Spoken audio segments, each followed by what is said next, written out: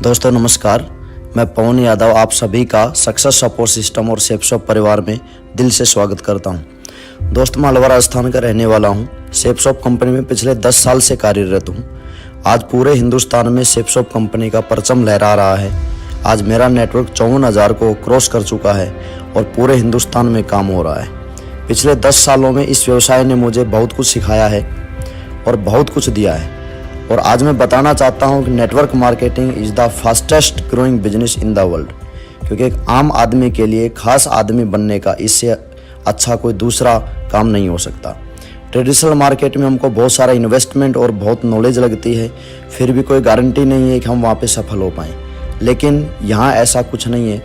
कुछ लोग मेरे से पूछते हैं क्राइटेरिया क्या है इस काम को करने का। तो दोस्तों यहाँ कोई क्राइटेरिया नहीं है। ना यहाँ आपकी क्वालिफिकेशन पूछी जाती, ना ही एक्सपीरियंस पूछा जाता, ना यहाँ शारीरिक दक्षता। जो हम करते हैं वही हमारा क्राइटेरिया है। अगर हमारे दिल में कुछ कर गुजरने की चाहत है और सफलता की आग है तो हम यहाँ पे सफल हो सकते हैं। दोस्तों पिछले जन्म में शायद मैंने पुण्य कर्म किए होंगे जिससे मुझे नेटवर्क मार्केटिंग करने का मौका मिला। जब बिजनेस ज्वाइन किया उससे पहले डॉक्टर बनने का सपना था मेरा, बट फाइनेंशियली साउंड नहीं होने की वजह से डॉक्टर बनने का सपना मैंने बीच में ड्रॉप किया और बीएससी करने लग गया। और मुझे लगने लगा था कि अब पूरी ज़िंदगी चॉइस की नहीं बल्कि एडजस्ट करके जीनी पड़ेगी, और जॉब की चिंता करने लगा। 2 बार आर्मी के लिए भी अप्लाई किया लेकिन सफलता नहीं मिल पाई। वहाँ नेवी और एयरफोर्स में भी जाने की सोची बट सफलता हाथ ना लगी।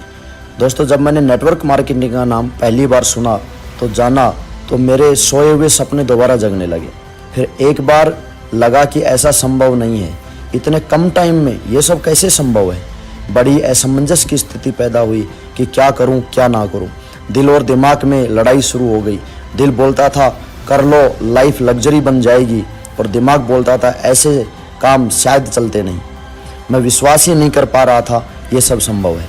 और फिर मुझे पता चला ये सब इसलिए विश्वास नहीं हो रहा था क्योंकि हमारे दिमाग में जो फाइलें डाली गई है उतना ही हमारा दिमाग सोचता है। मेरे दिमाग में कुछ फाइल इंस्टॉल की गई थी, पढ़ाई करके नौकरी करनी है, 20 से 30,000 रुपये कमाना है, तो इससे ज़्यादा कभी सोचा नहीं, इसलिए हमें लाखों की बात समझ नहीं आती। मेरा परिवार, हमारा समाज, हमारे रिलेटिव्स, हमारे सोसाइटी हमें कुछ चंद हज़ार रुपये कमाने के लिए एक्सपेक्ट करती है और हम वैसी तैयारी करते हैं। इस बिजनेस में आने के बाद कुछ पुरानी फाइलें मैंने चेंज की। जैसे हमें बताते हैं hard work is the key of success. अगर ऐसा होता, अगर इस बात में सच्चाई है तो मैं आपसे जानना चाहता हूं कि एक मजदूर और रिक्शे वाले से ज़्यादा कोई हार्डवर्क नहीं करता, लेकिन किसी भी मजदूर या रिक्शे वाले को करोड़पति मैंने आज तक नहीं देखा। तब मुझे सिस्टम से पता चला कि सही प्लेटफॉर्म हो, अगर हमारे पास सही प्लेटफॉर्म हो तब हम बोल सकते हैं hard work is the key of success. दूसरी कहावत बोली जाती थी हमें कि उतने पैर पसारिए जितनी लंबी चद्दर, यानी सोच को छोटा किया जाता था। और दोस्तों आदमी लंबाई गुना चौड़ाई से बड़ा नहीं बनता, आदमी बड़ा अपनी बड़ी सोच से बनता है। और इस कंपनी और सिस्टम ने सोच बड़ी की, बताया कि पैर छोटे करने की जरूरत नहीं है, पैर पसार लो, जितने भी लंबे हैं उतनी लंबी चद्दर खरीद लेंगे। तीसरी कहावत जो हमें बचपन से पढ़ाई जाती थी, स्कूलों में किताबों में हमने पढ़ा है कि slow and study win the race. एक कछुआ खरगोश को चैलेंज करता है कि हम रेस लगाते हैं, आई डोंट नो कैसे चैलेंज किया कैसे नहीं किया, और कमाल देखिए कि खरगोश सो जाता है बीच में और कछुआ जीत जाता है। यानी और लास्ट में मोरल्स का निकल के आता है कि धीरे धीरे और लगातार चलने से जीत मिल जाएगी। दोस्तों आज हम 21वीं सदी में बैठे और 5G का ज़माना है, इसलिए स्पीड बढ़ानी पड़ेगी, क्योंकि बहुत स्पीड से काम करने वाले लोग आज हमारी टीम में आते हैं और हमारी स्पीड कछुए वाली है तो लोग हमारे साथ एडजस्ट नहीं कर पाएंगे और हमारा साथ छोड़कर किसी और के साथ ज्वाइन हो जाएंगे जो स्पीड से सफल हो रहे हैं। और वैसे भी कछुए सिर्फ कहानियों में जीतते हैं और किसी की बेवकूफ़ी की वजह से हमारी जीत है तो वो हमारी जीत नहीं है, वो तो सामने वाले की गलती है जिससे हम जीत गए हैं। और हर दौड़ने वाला खरगोश हो या आदमी सोता नहीं है, गलती नहीं करता। इसलिए हमें सफलता के लिए दमदारी लगानी पड़ती है, क्योंकि बिना दमदारी के और केवल कहानियों को सुन के हम कभी भी आगे नहीं बढ़ सकते हैं। इस तरह के सॉफ्टवेयर हमारे दिमाग में डाले जाते थे जो हमारी सफलता में बाधा बनते थे। दोस्तों दुनिया में केवल एक ही इंसान है जो आपको सफलता दिलाएगा और जो आपको असफलता भी दिलाएगा, वो एक ही आदमी है जो हमको सफलता की गारंटी देता है। सिर्फ एक ही आदमी की दमदारी से हम लाइफ में आगे बढ़ेंगे और सफल होंगे। और वो आदमी आपको जब आप अपने मिरर के सामने जाएंगे तो आपको उस मिरर के अंदर आपको दिखाई देगा। So friends, for your grand success you have to change your all old paradigms. हमें जितने हमारी दिमाग की धारणाएं हैं उनको बदलना पड़ेगा, क्योंकि पुरानी धारणा पे चल के हम केवल आजीविका बना सकते हैं। और अगर हम 21वीं सदी में हम बैठे हैं और नई धारणा जब तक हमारे दिमाग में नहीं जाएगी तब तक हम बड़ा काम नहीं कर पाएंगे, हम अपना फॉर्चून सेट नहीं कर पाएंगे। जैसे काफ़ी सारी धारणाएं हमारे दिमाग में होती हैं।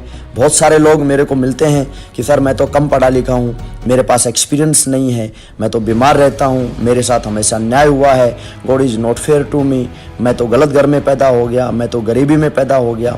और भी बहुत सारे लोग लॉजिक लगा रहे होते हैं। और गरीबी में पैदा होना, हमारे ग्रेट मेंटर श्री देवेंद्र शर्मा साहब बोलते हैं कि गरीबी में पैदा होना आदमी की मजबूरी हो सकती है, लेकिन गरीबी में ज़िंदगी काट देना कोई मजबूरी नहीं होती है। ये सब बदलना होगा। कोई फ़र्क नहीं पड़ता हम कहाँ से आए हैं, फ़र्क इससे पड़ता है कि हम जाना कहाँ चाहते हैं, हम कैसे बैकग्राउंड से आए हैं, हम कैसी सोसाइटी से निकल के आए हैं, क्या हमारी क्वालिफिकेशन रही है। इन चीज़ों से कोई फ़र्क नहीं पड़ता। अब फ़र्क इस बात से पड़ता है कि हम जैसे भी हैं, जिस भी हम सेगमेंट में आ गए हैं, अब यहाँ से हम कहाँ जाना चाहते हैं, इससे हमारी सफलता तय होती है। क्योंकि भगवान के पास हमको देने के लिए एक ही आशीर्वाद है और वो है तथास्तु। हम जो भी बोलेंगे भगवान बोलेगा तथास्तु। हम जो भी प्रेयर करते हैं भगवान बोलते हैं तथास्तु। कोई बोलता है मैं तो हारने के लिए पैदा हूँ तो गॉड बोलेंगे तथास्तु। कोई बोलता है मैं तो विजेता हूँ तो भी गॉड बोलेंगे तथास्तु। कोई बोलता है मैं तो बीमार रहता हूँ तो भी गॉड बोलेंगे तथास्तु। कोई बोलता है कि मैं तो मेरे साथ हमेशा गलत होता है तो भी गॉड बोलेंगे तथास्तु। मेरे साथ गलती होगा, so think big and positive. हमको सही सोचना होगा और सही हमको कहीं ना कहीं आगे दिमाग के जो विचार हैं उनको सही करना होगा। क्योंकि एक कहावत बोली जाती है कि जिसकी रही भावना जैसी प्रभु मूर्त देखी तीन तैसी। आदमी जैसा सोचता है वैसा ही बनता है, वैसे उसके विचार होते हैं, जैसे विचार होते हैं वैसा हमारा भविष्य बनता है। देन मैंने इस काम को करने का निर्णय लिया। जब ये काम शुरू किया उससे पहले मैंने एक ब्लैंक पेपर A4 साइज का लिया और एक साइड में 40 साल नौकरी करके क्या मेरी ज़िंदगी बनेगी ये लिखा, और दूसरी साइड में 4 साल काम करके लाइफ क्या बनेगी ये मैंने लिखा। दोनों को कंपेयर करने के बाद, काफ़ी सोच विचार करने के बाद मुझे लगा कि यहाँ के 4 साल अगर मैं तरीके से सिस्टम के साथ मिलके और एक एक्टिव अपलाइन की बात मान के अगर मैं यहाँ का 4 साल देता हूँ तो वो जॉब के 40 साल के ऊपर भारी पड़ेगा और अपनी ज़िंदगी के मैं 36 साल बचा लूँगा। जब मेरा मन असमंजस की स्थिति में था कि मुझे करना चाहिए या नहीं करना चाहिए, तो उस टाइम पे मैंने एक विचार और किया। अपने शहर के टॉप 100 रईस लोगों के मैंने नाम जानने की कोशिश की और नाम जानने के बाद ताज्जुब हुआ, मुझे पता चला कि कोई भी एक भी आदमी ऐसा नहीं था जो 1 नंबर के रास्ते पे चल के नौकरी या जॉब से करोड़पति बन गया हो। जितने नाम जो निकल के आए वो या तो कोई न कोई व्यवसायी थे या कोई न कोई इन्वेस्टर थे, और कहीं ना कहीं वो लोग जिन्होंने अपनी ज़िंदगी को बहुत बड़े लेवल पर लेके गए हैं वो कहीं ना कहीं बिजनेसमैन लोग थे। तो ये बात मेरे को समझ में आ गई थी, अगर नौकरी मैं करूँगा तो केवल सिर्फ अपने परिवार का पेट पाल सकता हूँ, लेकिन अगर मेरे को लाइफ स्टाइल बनानी है तो केवल नौकरी से काम नहीं चलेगा। नौकरी के अलावा मुझे बिजनेस करना पड़ेगा, क्योंकि बिजनेस से ही वो सारी लग्जरी लाइफ जिसकी हम परिकाष्ठा करते हैं वो सब पॉसिबल है। और दोनों को कंपेयर करने के बाद मुझे लगा कि यस मेरे को ये काम करना है, और मैंने डिसीजन लिया। और दोस्तों, इस काम को करने का मैंने दृढ़ संकल्प लिया। और जब हम किसी काम को करने का दृढ़ संकल्प लेते हैं तो कोई भी तकलीफ हमें हिला नहीं सकती है। कई बार हम सोचते हैं कि मुझे काम करना है, लेकिन हम उस संकल्प के साथ नहीं निकल पाते, और जैसे ही थोड़ा सा चैलेंज आता है तो हम कहीं ना कहीं उस काम को छोड़ के चले जाते हैं। लेकिन इस काम को जब मैंने किया था, पूरी इसकी कुंडली निकालने के बाद और पूरा इस काम का एक एक चीज़ जानने के बाद, अप्लायंस के साथ में बैठा, कंपनी के बारे में मैंने जानने की कोशिश की, और सारी चीज़ों को वेरिफिकेशन करने के बाद, वेरीफाई करने के बाद आई टुक द डिसीजन। निर्णय लेने के बाद मैंने इस काम को बहुत ही स्पीड के साथ करना चाहा। इस काम के अंदर मैं कहीं ना कहीं बड़ी सक्सेस लूँगा। और दोस्तों, उसके साथ हमारे सामने 2 रास्ते होते हैं। जब इस काम के बारे में मैंने सोचा तो हमारे पास 2 रास्ते निकल के आते हैं। पहला रास्ता हमारे साथ होता है जिसको बोला जाता है ओवन वे, और दूसरा रास्ता होता है जिसको हम बोलते हैं राइट वे। ओवन वे और राइट वे, इसमें दोनों में फ़र्क क्या है? ओवन वे मीन्स हम खुद अपने तरीके से चलें, और राइट वे जो सिस्टम का सफल प्लेटफॉर्म बना हुआ है उसके ऊपर चलें। और मैंने राइट वे का सिलेक्शन किया, और राइट वे सेलेक्ट करने से मेरी ज़िंदगी में सब राइट होता चला गया। अब राइट क्या क्या हुआ, मैं चाहता तो अपने तरीके से भी काम कर सकता था, लेकिन मैंने ये बात सोची कि मैं अपने तरीके से कुछ नहीं कर पाऊंगा, क्योंकि अपने दिमाग से अगर मेरे पास कुछ अपने दिमाग से मैं चलता तो बहुत कुछ आ रहा होता। हाँ, मैंने अपना दिमाग लगाया, लेकिन इस काम को और बेटर तरीके से मैं कैसे कर सकता हूँ उसमें अपना दिमाग लगाया। इस काम में मैंने कभी दिमाग नहीं लगाया कि सिस्टम में ये चेंज करो, ये चेंज करो, क्योंकि सिस्टम ऑलरेडी अपने आप को प्रूफ कर चुका है। इस सिस्टम पे चल के आज कंपनी के अंदर हजारों लाखों लोग अपनी जिंदगी को बदल रहे हैं, बदलते आए थे, बदल रहे हैं, और भविष्य लगातार लोग बदलते जा रहे हैं। तो मैंने राइट वे का सिलेक्शन किया। राइट वे का जब सिलेक्शन किया, बहुत सारे अचीवमेंट मेरी ज़िंदगी में आते चले गए। जैसे कि पैदल से चलकर, मैंने इस काम को पैदल से चलकर शुरू किया, पौड़ी तक मैं पहुंच गया। किराए के मकान से निकलकर खुद के करोड़ों के मकान में पहुंच गया। टिम गढ़ी से निकलकर राडो तक आ गया। गांव से निकलकर थाईलैंड, दुबई, सिंगापुर, पेरिस और स्विट्जरलैंड तक पहुंच गया। 800 रुपये के फ़ोन से शुरुआत करके ब्रांडेड आईफोन लाख रुपए के फ़ोन तक मैं पहुंच गया। HCL के लैपटॉप से मैकबुक तक मैं पहुंच गया, और सिस्टम और अपलाइन की बात मानकर सिंपल लाइफ मेरी लग्जरी लाइफ में तब्दील हो गई। एक साधारण ज़िंदगी मेरी एक लग्जरी ज़िंदगी के अंदर बदल गई। सिस्टम की ताकत देखिए दोस्तों, जो लड़का 2 लोगों के सामने बोलने से डरता था, आज हजारों की भीड़ को बिना डर के, बिना झिझक के सामना कर लेता है। ये सब अपलाइन और सिस्टम की देन है। इसमें मेरा कुछ भी नहीं है, क्योंकि सिस्टम ने वो ताकत दी कि किस तरह से मैं पब्लिक जो फियर जो होता है, जो कि एक हर आदमी में होता है, जब हम शुरुआत करते हैं तो हमारे अंदर एक डर होता है कि मैं कैसे क्या लोगों को किसी मैं बात कर पाऊंगा, स्टेज पे जाऊंगा तो मैं कैसे क्या बातें करूंगा। एक वो जो पब्लिक का फियर होता है, वो पब्लिक का फियर मुझे सिस्टम ने कॉन्फिडेंस दिया, और धीरे धीरे करके शुरुआत में मैंने 2 लोगों के सामने बोलना शुरू किया, फिर 100 के सामने बोलना शुरू किया, और आज लगातार इस 10 साल के करियर के अंदर चलते चलते आज हजारों लाखों लोगों को मैं ट्रेनिंग दे सकता हूँ बगैर किसी डर के, बगैर किसी झिझक के। ये सब सिस्टम और मेरे अपलाइन की देन है। आपको लग रहा होगा कि सिस्टम क्या है। मुश्किल काम को जो आसान कर दे वो सिस्टम होता है। जैसे कि एग्जांपल से अगर मैं बात करता हूँ तो मुश्किल काम कैसे, जैसे जब पहली बार ट्रक बना होगा तो कभी ना कभी तो पंचर हुआ होगा कि नहीं हुआ होगा। तो जब पहली बार जब ट्रक पंचर हुआ होगा तो 40 से 50 लोग लगे होंगे कि ट्रक को उठाया होगा और उसके बाद पंचर लगाया होगा। लेकिन हर बार जब ट्रक पंचर होगा तो हर बार 40 से 50 लोग तो आ नहीं पाएंगे ना, कहाँ से लेके आएंगे। तो किसी आदमी ने दिमाग लगाया और एक सिस्टम का आविष्कार किया, और वो सिस्टम का नाम था, जिसका नाम है जैक बना, जिससे एक आदमी आसानी से टायर को चेंज कर सकता है। एक रिसेंट मेरे साथ एक इंसिडेंट हुआ। अभी मैं जयपुर की मीटिंग करके आ रहा था कुछ दिन पहले। तो जयपुर की मीटिंग से मैं अपने ओडी से मैं ड्राइव करते हुए आ रहा था अपने घर के लिए, गुड़गांव के लिए। तो रास्ते के अंदर मैंने देखा कि स्टीयरिंग के पास एक चींटी चल रही है। अब वो चींटी आई डोंट नो कहाँ से आई, कैसे आई अंदर गाड़ी के अंदर, लेकिन वहाँ पे एक बात मेरे को समझ में आई। जब मैंने सोचा, दिमाग लगाया कि ये चींटी अगर जयपुर से, और वो जो जहाँ पे मुझे वो दिखाई दी वो एक जगह थी, मिड पड़ता है, जिसका नाम है बैरोड में जब मैंने ये बात देखी, चींटी जब गाड़ी के अंदर थी, तो मैंने सोचा कि अगर ये चींटी जयपुर से अगर इसको बोला जाता है कि आपको बैरोड आना है, तो शायद ज़िंदगी में कभी नहीं पहुंच पाती। अगर चलने की कोशिश भी करती तो पता नहीं किसी भी गाड़ी के नीचे आके और वो अपनी पूरी लाइफ ख़त्म कर लेती, लेकिन लाइफ में कभी बैरोड नहीं पहुंच पाती। लेकिन वो चींटी 2 घंटे के अंदर जयपुर चल के बैरोड पहुँच गई।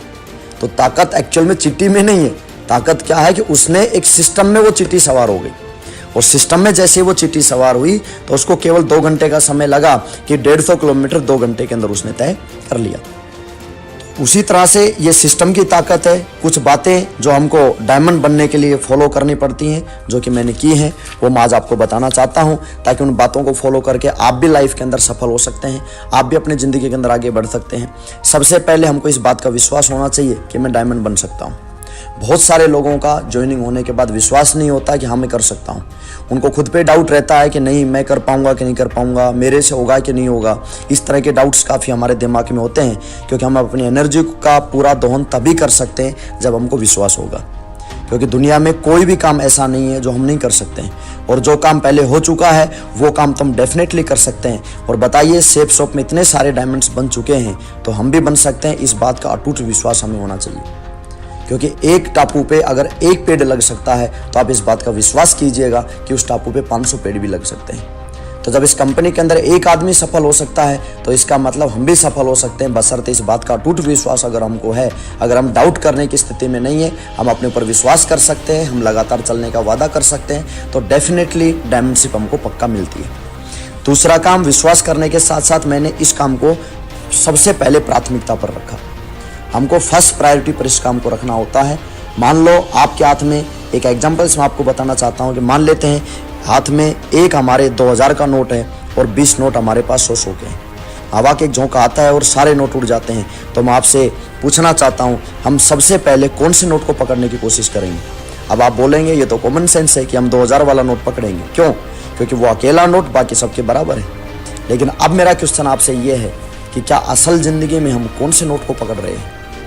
छोटे छोटे काम हमारा इतना समय ले लेते हैं कि जहाँ से हमें बड़ा रेवेन्यू जनरेट होना होता है उस पर हम ध्यान ही नहीं दे पाते, या हमारा ध्यान ही नहीं होता है। हम लॉजिक दे रहे होते हैं, मेरे पास अभी टाइम नहीं है, मैं ज़्यादा व्यस्त हूँ, मुझे और भी काम करने होते हैं, मुझे बच्चों को भी तैयार करना होता है, मुझे उनको स्कूल में भी छोड़ना पड़ता है, उनका होमवर्क भी करवाना पड़ता है, शाम को वाइफ के साथ बैठ के टीवी भी देखना पड़ता है, वीकेंड्स पे बच्चों को घुमाना भी पड़ता है, और भी बहुत सारी जिम्मेदारियां हैं, इसलिए टाइम नहीं मिलता। मैं कैसे कर सकता हूं इस काम को? और भी बहुत सारी जिम्मेदारियां मेरे ऊपर होती है। अब आप लोग बोल सकते हैं तो क्या इन जिम्मेदारियों को छोड़ दें?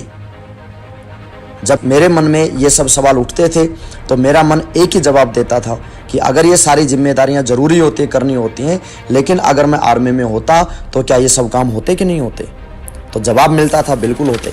और दोस्तों, अगर बिल्कुल होते तो इसका मतलब अगर आज हम यहाँ पे इनको ध्यान नहीं देंगे तो उसके ऊपर हमारे काम फिर भी होंगे। और इसको मैं बोलता हूँ कि ये है सुनियोजित लापरवाही, कि सोची समझी लापरवाही है, और ये लापरवाही सक्सेस के लिए हमको करनी पड़ती है।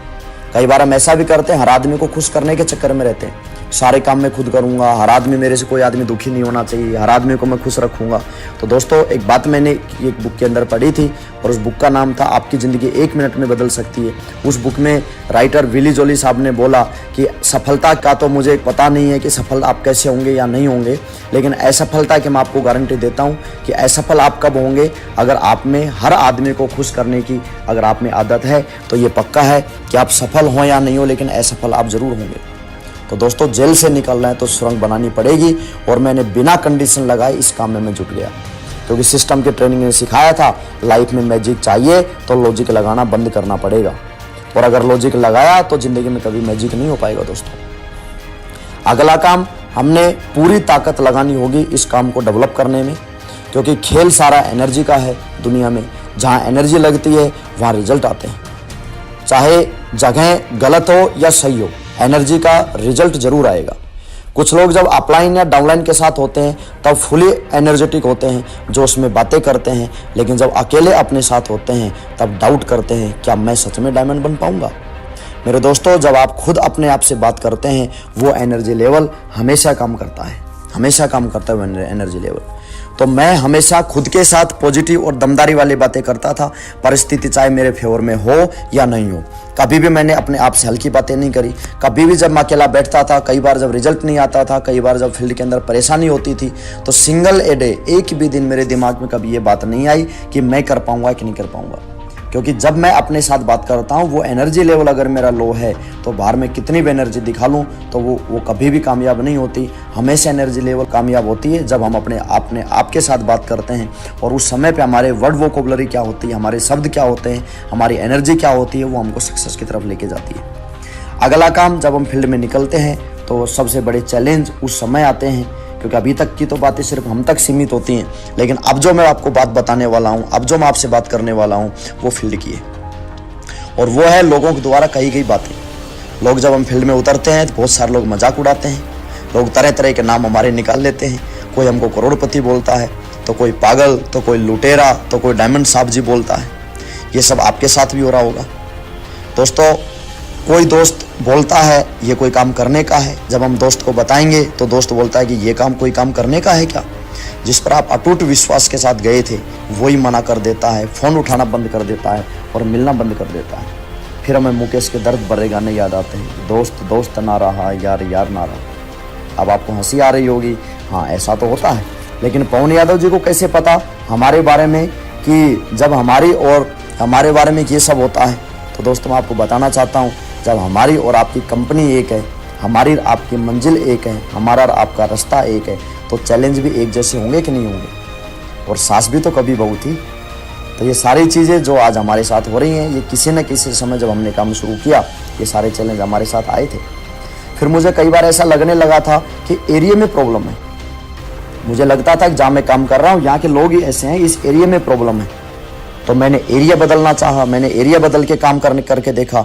तो मज़ेदार बात यह हुई कि मैंने जगह बदली तो वहाँ भी सेम प्रॉब्लम। तब समझ आया भाई साहब, कौवे हर जगह के काले ही होते हैं। ऐसा नहीं है कहीं के कौवे गोरे हैं तो कहीं के काले हैं, हर जगह के कौवों का कलर काला ही होता है।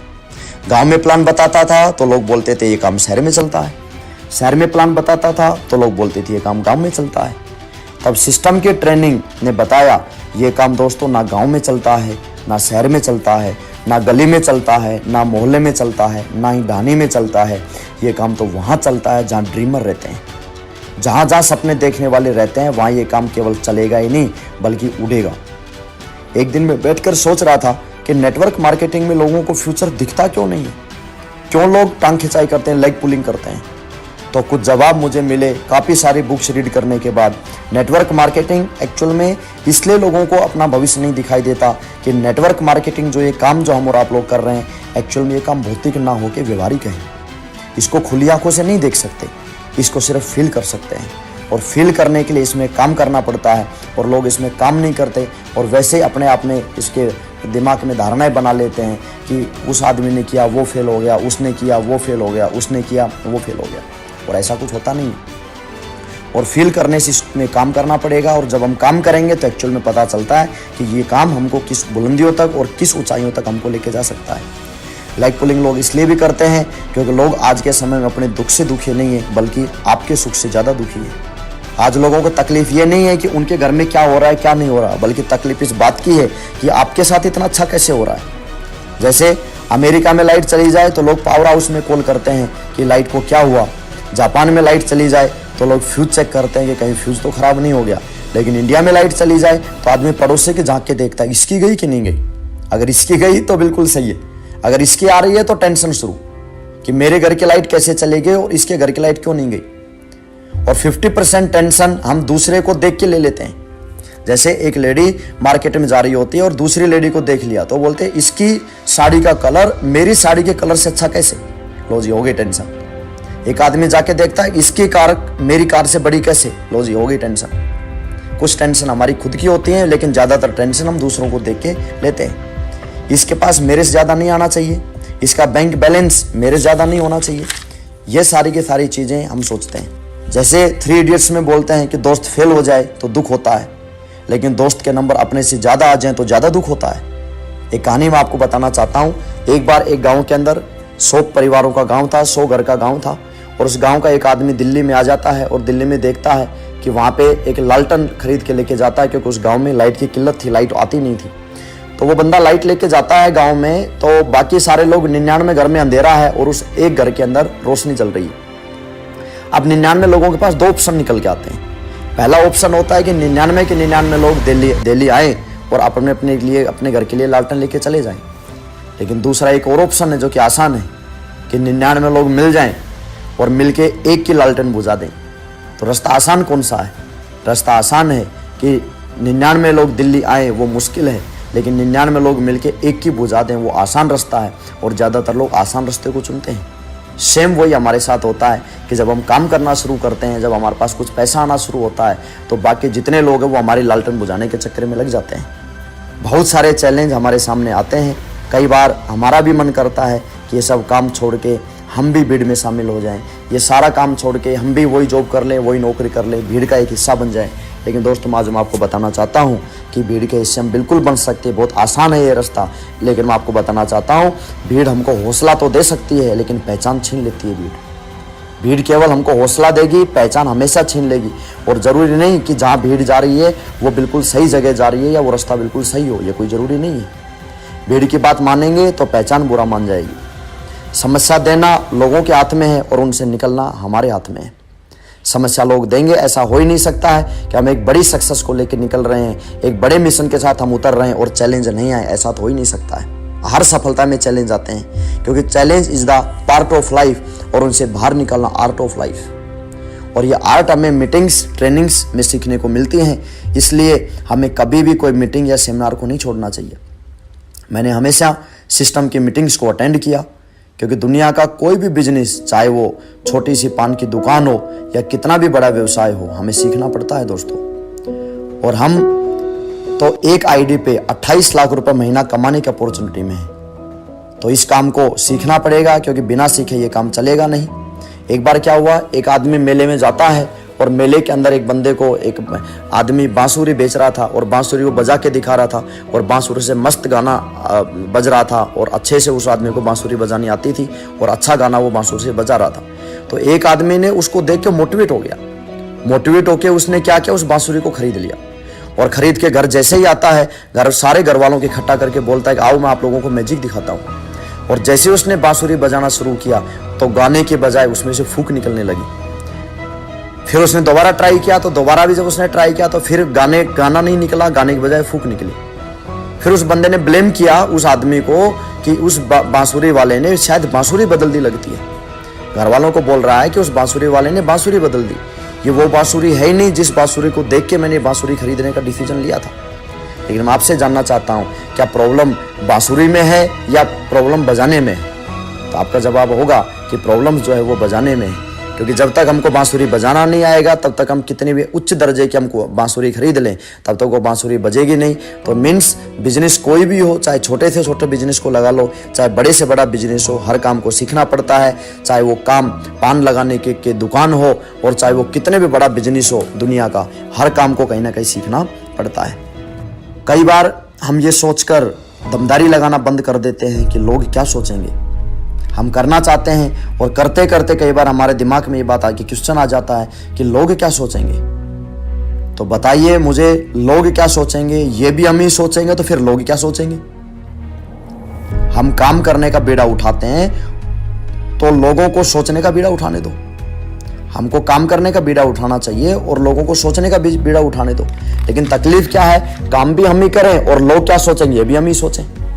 हम लोग क्या सोचेंगे ये तो सोच लेते हैं, लेकिन ये क्यों नहीं सोचते कि परिवार की आर्थिक आजादी नहीं दी परिवार को तो परिवार क्या सोचेगा? माँ बाप के सपने पूरे नहीं किए तो वो क्या सोचेंगे? बीवी बच्चों की जरूरतें और सपने पूरे नहीं किए तो वो परिवार, वो बीवी बच्चे क्या सोचेंगे? हमें इसकी चिंता नहीं होती और फालतू की चिंता हमको हो रही होती है। मैंने कभी लोगों की चिंता नहीं की, अपने परिवार और भविष्य की हमेशा मैंने चिंता की। बात मेरे लिए ये नहीं थी कि अब लोग क्या कहेंगे, बल्कि चैलेंज मेरे लिए ये था कि असफल होकर लौटा तो लोग क्या कहेंगे। जब हम फील्ड में होते हैं तो बड़ी ही अजीबोगरीब और मज़ेदार बातें होती हैं। जैसे कुछ लोग बोलते हैं, जब हम काम करते हैं, जब हम प्लान शो करते हैं तो कुछ लोग बोलते हैं कि हमने दुनिया देखी है। पूछने पर पता चलता है उसको पासपोर्ट क्या होता है ये भी नहीं पता। जब मैंने काम शुरू किया तब मेरी उम्र 19.5 साल थी, तो कुछ लोग बोलते थे कि आपके तो दाढ़ी मूछें भी नहीं आई हैं और आप हमें बताओ कि पैसा कैसे कमाएं। अब किसी आदमी को मजदूरी करते हुए 20 साल हो गया तो क्या इसमें मेरी गलती है? और पैसे कमाने का और दाढ़ी मूछों का क्या लिंक है? ऐसा थोड़ी है जितनी बड़ी दाढ़ी उतना बड़ा पैसा।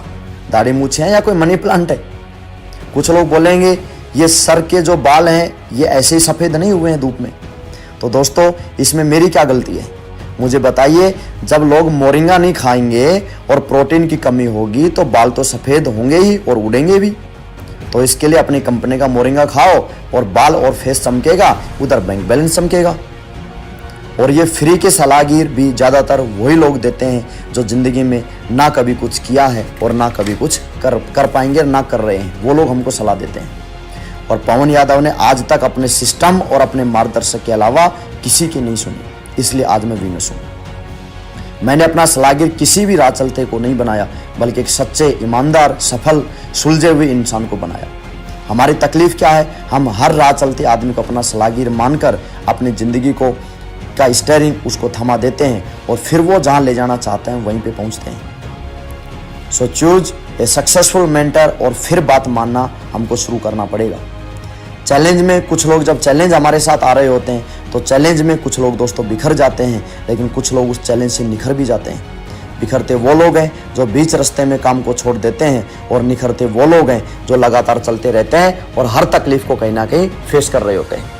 एक बार क्या हुआ, एक मंदिर के अंदर 2 पत्थर होते हैं। एक पत्थर होता है कि जहाँ पे मूर्त जिस पत्थर की बनी होती है, और एक पत्थर वो होता है जो मंदिर के बाहर जहाँ पे जूते चप्पल निकलते हैं।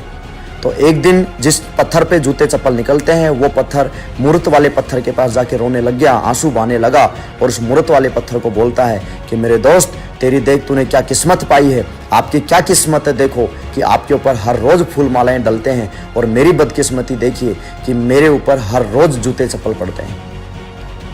तो ये सब सुनने के बाद मूर्त वाला पत्थर एक स्माइल देता है और हंसता है, मुस्कुराता है और उस दूसरे पत्थर को बोलता है कि मेरे दोस्त, आप बिल्कुल सही कह रहे हैं, आपकी बदकिस्मती देखिए कि रोज आप पे जूते चप्पल पड़ रहे हैं और मेरी खुशकिस्मती देखिए कि मेरे ऊपर हर रोज फूल और हार और मालाएं मेरे ऊपर डल रहे हैं।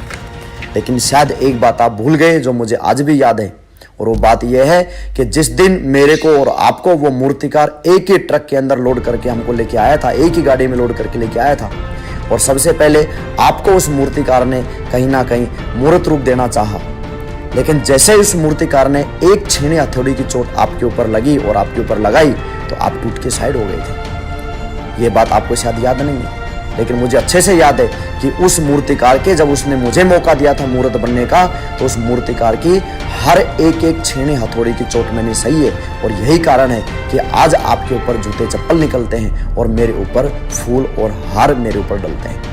यही दोस्तों हमारी लाइफ की सच्चाई होती है कि जब हम बड़ा काम करना चाहते हैं तो कुछ लोग जैसे चैलेंज आते हैं तो चैलेंज से टूट के और साइड हो जाते हैं, और ऐसे लोगों को कभी ज़िंदगी में फूल के हार मिल नहीं पाते और ज़िंदगी हमेशा महंगाई और ज़िंदगी उनको झापड़ मार रही होती है। लेकिन कुछ आप जैसे, हमारे जैसे दमदार और जुनूनी लोग इस बात का मिशन उठाते हैं कि चाहे तकलीफ कितनी भी आ जाए, लेकिन हमको हमारे परिवार के लिए एक आर्थिक आज़ादी की जो जंग हमने शुरू की है, ये आर्थिक आज़ादी हमको दिलानी है, और हर तकलीफ, हर चैलेंज को फेस करते हुए आगे चले जाते हैं। उन लोगों को लाइफ टाइम रिवार्ड मिलता है, उन लोगों को लाइफ टाइम मान सम्मान, इज्जत, शोहरत, सब कुछ जो लाइफ में वो चाहते हैं वो सारी चीज़ें उनको मिलती हैं। लेकिन इसके लिए हमको लगातार चलना होता है।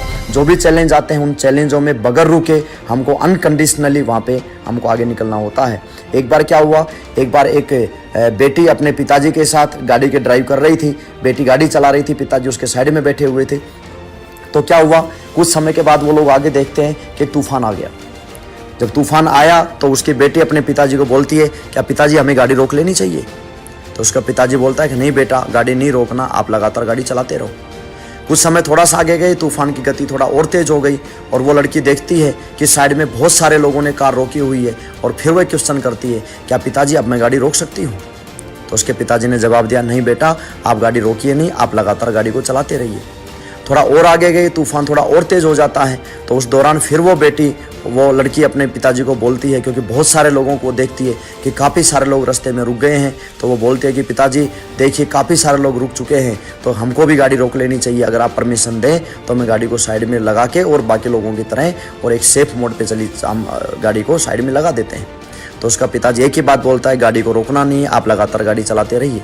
अपने पिताजी की बात मानते हुए उस लड़की को ऐसा लग रहा था कि कहीं ये पिताजी गलत तो नहीं बोल रहे हैं, लेकिन उन्होंने विश्वास करके और लगातार गाड़ी को कंटिन्यू चलाना शुरू किया। और कुछ समय के बाद वो लड़की देखती है कि तूफान थम जाता है, और जैसे उस तूफान से वो गाड़ी बाहर निकलती है जहाँ पे साफ मौसम आता है, तो फिर उसका पिताजी बोलता है कि आप चाहो बेटा तो अब इस समय पर आप गाड़ी को रोक सकते हैं। तो उस लड़के को बड़ा अजीब लगा, उसको लगा कि पिताजी जब गाड़ी रोकने का समय था उस समय पे आपने गाड़ी रोकने नहीं दी, लेकिन अब आप गाड़ी को रोकने के लिए बोल रहे हैं, तो इसके पीछे राज क्या है? तो उसके पिताजी ने बड़ा सुंदर जवाब दिया। उसका पिताजी बोलता है उस लड़की को कि बेटा, जितने लोग रास्ते में तूफान को देख के रुक गए थे वो अब इस समय भी तूफान में ही फंसे हुए हैं, लेकिन हमने चलने का निर्णय लिया तो देखिए हम तूफान से बाहर निकल के आ गए। तो दोस्तों सेम हमारे साथ ये होता है कि जब हम लगातार आगे चलते हैं, हम सक्सेस की तरफ हम अग्रसर होते हैं, अपना पैर बढ़ाते हैं, और जब चैलेंज आते हैं तो बहुत सारे लोग तूफान के अंदर रुक जाते हैं और वो हमेशा तूफान में फंसे रहते हैं। लेकिन कुछ लोग आप जैसे कर्मठ, दमदार और हमारे जैसे जुनूनी लोग उस तूफान को पार करते हुए आगे निकल जाते हैं, और वही लोग फ्यूचर में जाके डायमंड बनते हैं। अगला काम जो मैंने किया वो क्या, सिस्टम की कोई भी मीटिंग, कोई भी ट्रेनिंग मैंने मिस नहीं की। हिंदुस्तान के चाहे किसी भी कोने में कोई मीटिंग ट्रेनिंग रही हो, मैंने हर मीटिंग ट्रेनिंग को अटेंड किया। जिस तरह से मोबाइल को चार्जिंग की ज़रूरत पड़ती है, कार को टाइम टाइम पर फ्यूल और सर्विस की ज़रूरत पड़ती है, उसी तरह हमें भी चार्जिंग और सर्विस की ज़रूरत पड़ती है। और हमारी सर्विस मीटिंग ट्रेनिंग में होती है। हमें कभी भी मीटिंग नहीं छोड़नी चाहिए। मेरे 10 साल के करियर में मुझे आज तक ऐसा कभी कोई दिन याद नहीं कि कोई सिस्टम की मीटिंग ट्रेनिंग हो, चाहे वो कहीं भी रही हो, चाहे वो फ्री की रही हो, चाहे वो चार्जेबल रही हो, लेकिन मैंने किसी भी मीटिंग ट्रेनिंग को नहीं छोड़ा, क्योंकि दुनिया में हर जगह हमको काम को सीखना पड़ता है। जैसा कि मैंने पहले आपसे डिस्कस किया, मीटिंग की क्या अहमियत है ये मैं अपनी अगली ट्रेनिंग के अंदर मैं आप लोगों के सामने शेयर करूंगा। और दोस्तों, कौन कौन से वो सिद्धांत हैं जिनको अमल में लाकर हम बड़ी सफलता ले सकते हैं, उन सिद्धांतों पे अगली ट्रेनिंग में एक एक टॉपिक पर मैं बात करूंगा। तो दोस्तों, इन्हीं बातों के साथ मैं अपने शब्दों को विराम देना चाहता हूं और अभी तक आपसे रिक्वेस्ट चाहता हूं कि अभी तक आपने हमारा चैनल सब्सक्राइब नहीं किया है तो जल्दी से सब्सक्राइब कीजिए और बेल आइकन को दबाना ना भूलें, ताकि हमारी सभी लेटेस्ट ऑडियो वीडियो आप तक पहुंच सकें और आप ज़्यादा से ज़्यादा उनका फ़ायदा उठा सकें। इन्हीं बातों के साथ मैं आपसे विदा लेना चाहता हूं। Thank you so much, all the best.